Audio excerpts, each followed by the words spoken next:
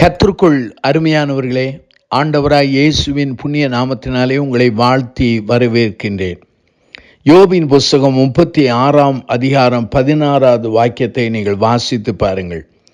அப்படியே அவர் உம்மையும் நெருக்கத்தினின்று விலக்கி ஒடுக்கமில்லாத விசாலத்தில் வைப்பார்.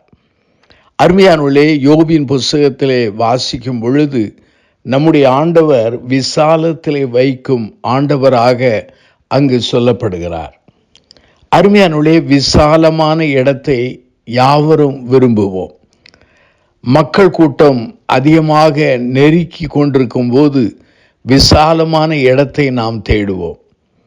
வாழ்க்கையிலே பல்வேறு உபத்திரங்கள், பாடுகள், அந்த நெருக்கங்கள் வரும்போது விசாலம் அல்லது விடுதலையை நாடுகிறோம்.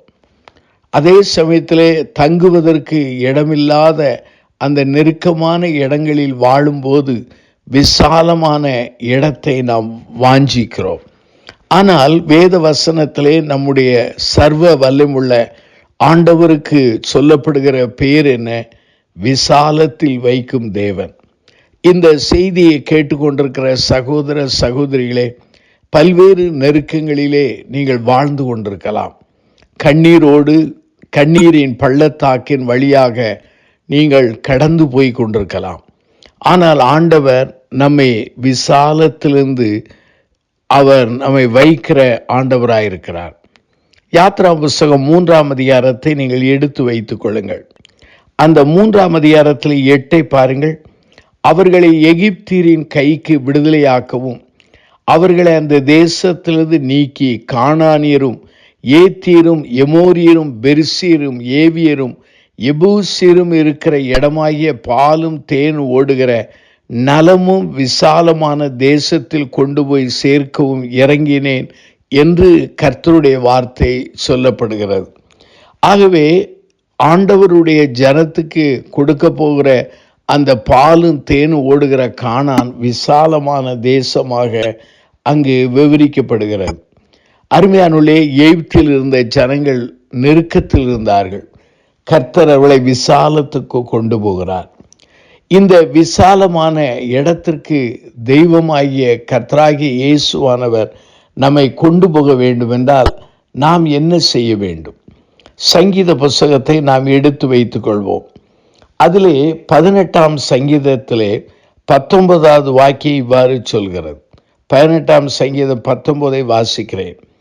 அவர் விசாலமான இடத்திலே கொண்டு வந்து என்மேல் பிரியமாயிருந்தபடியினால் என்னை தப்புவித்தார்.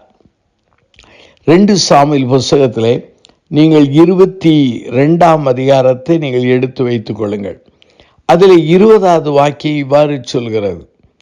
என்மேல் அவர் பிரியமாயிருந்தபடியால் விசாலமான இடத்திலே என்னை கொண்டு வந்து என்னை தப்புவித்தார்.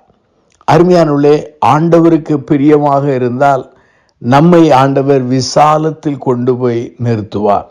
நாம் நமக்கு பிரியமாய் இருப்பது முக்கியமல்ல.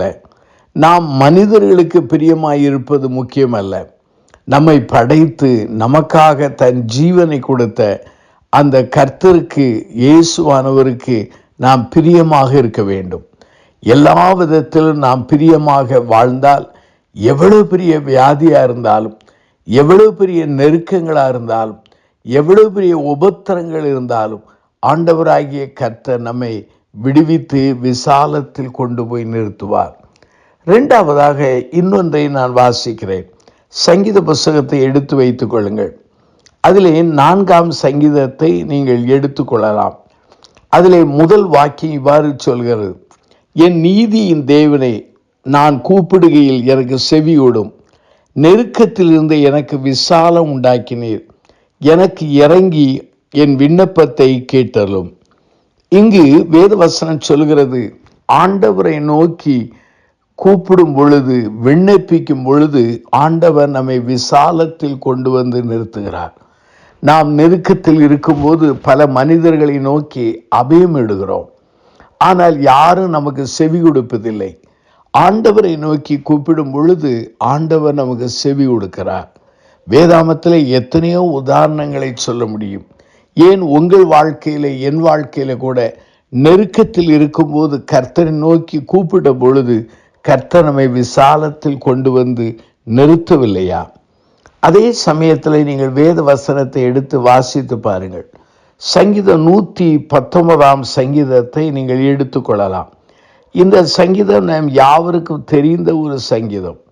அந்த சங்கீதத்திலே 45வது வாக்கியத்தை உங்களுக்காக நான் வாசிக்கின்றேன்.